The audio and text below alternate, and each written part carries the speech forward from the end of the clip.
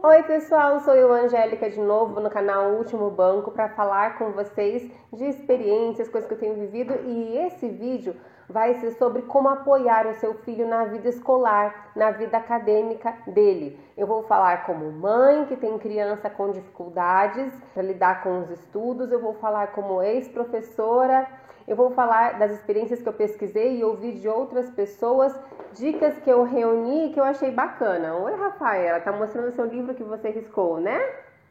Quando você era uma bebê, né? Eu não risquei. Não risca mais, né?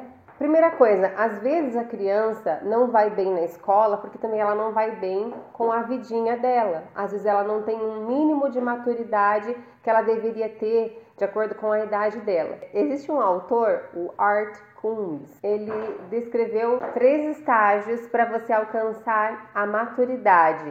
Então, no sentido de disciplinar, como você vai disciplinar seu filho para que ele tenha a maturidade necessária para lidar com a vida dele? Então, primeiro, ele tem que sofrer consequências pelas ações que ele pratica.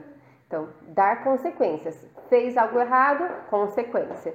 Segundo, consequências mais a comunicação. Você vai dar a consequência e vai conversar a respeito.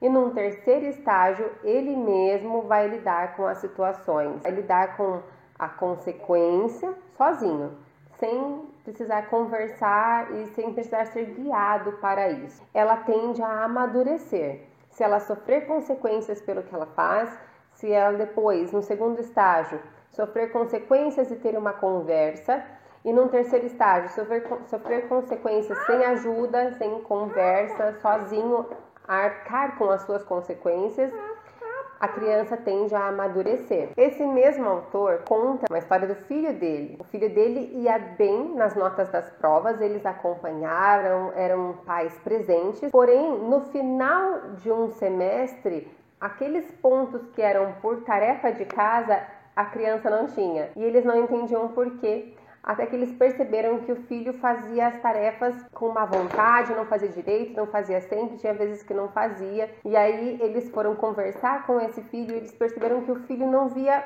motivos para fazer a tarefa, não entendia por que tinha que ser feito, e ele percebeu que faltava para esse filho justamente entender o motivo, ter um porquê para realizar as suas tarefas escolares. Então, numa bela madrugada, ele acordou lá pelas 3 da manhã e foi chamar esse filho.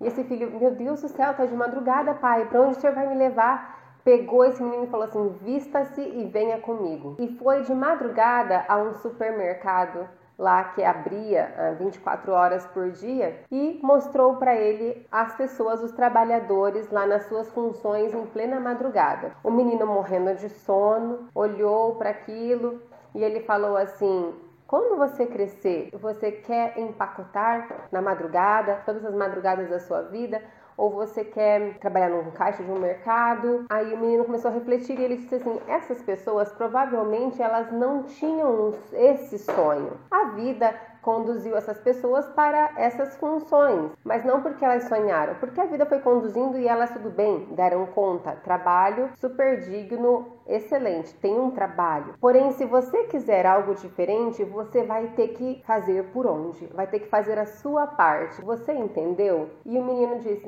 entendi, que ele precisava fazer algo a mais para poder lidar com as coisas que a vida ia colocar nas mãos dele. Uma dica é, talvez a criança precise uma conversa assim, de um modelo, de um exemplo, para poder entender um motivo que ela teria para se dedicar à escola. Uma outra ideia, há quem seja contra essa ideia, e tudo bem, não tem problema, mas é uma ideia e a gente tem que considerar, é a motivação financeira. Eu vou usar esse ano com os meus filhos. Ainda não comecei, né, porque a escola ainda não começou. Depois eu posso registrar aqui qual é o meu testemunho a esse respeito. Mas para as notas das provas, notas acima de 90 a 100, você dá dinheirinho para criança. Notas entre 80 e 89, dinheiro menor. E notas entre 60 a 79, bem menor, muito menor. E notas abaixo de 60,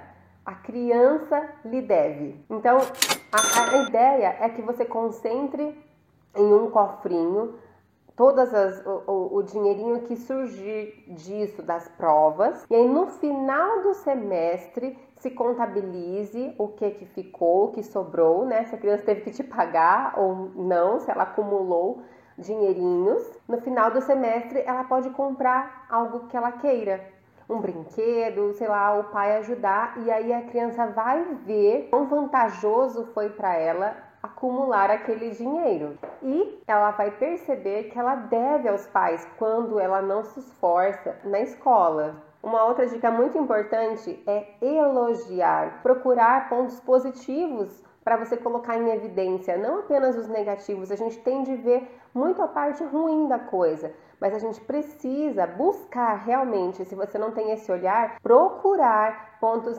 positivos na criança para evidenciar. Então, ela às vezes não tem uma boa leitura, mas tem um bom cálculo. Às vezes ela não tem uma boa leitura, mas quando alguém ler, ela interpreta bem.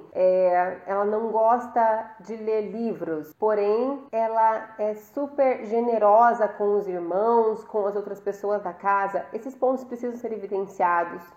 E aí, junto com isso, você pode colocar, né, aquela pequena dica, aquela pequena crítica. Olha, você está sendo super generoso com todo mundo, dividindo as suas coisas, porém eu gostaria que você se esforçasse um pouquinho mais e lesse mais livros. Uma outra dica que é sempre importante enfatizar: vamos ser pacientes. E parece bobo, mas a gente tem que dizer, gente, que os nossos filhos são outra pessoa, são uma outra vida que está sendo feita, que está sendo construída. Então a gente tem que ter paciência, porque tudo acontece dentro daquele contexto de pessoa, daquela personalidade que está sendo construída. Então tenhamos paciência, porque as coisas vão acontecer num tempo muito provavelmente diferente do teu tempo, do tempo em que aconteceu com você. E tem outra coisa, né, que a gente também precisa ter sempre em mente: nós somos muito pacientes com as nossas falhas. Se você olhar com honestidade para você mesmo, você vai ver que com os seus problemas e com os seus erros você tem bastante paciência, mas com os dos outros nós tendemos a ter bem pouca paciência. Então vamos lembrar disso, vamos ter com as outras pessoas a generosidade que a gente gostaria que tivessem com a gente no nosso processo de amadurecimento. Então essas são as dicas. Não esqueçam de se inscrever no canal, de deixar o like. É isso, like. Comentem aqui embaixo se você tem alguma outra dica que funcionou na sua casa. Vamos dividir experiências, ok? Até mais, pessoal. Deus abençoe. Deus abençoe.